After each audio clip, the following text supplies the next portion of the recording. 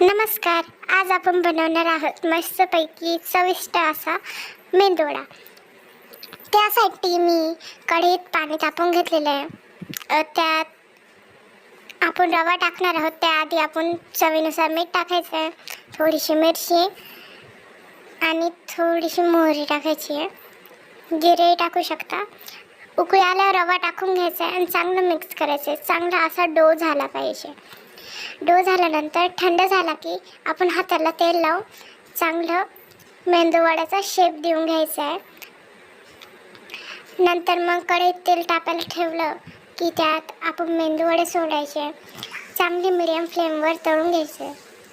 त्यानंतर आपण कुक झाले की वरची लेअर चांगली कुक झाल्यानंतर ते काढून घ्यायचे. तुम्ही कोणत्याही चटणीसोबत हे खाऊ शकता. तर व्हिडिओ आवडल्यास लाईक व सबस्क्राईब करा.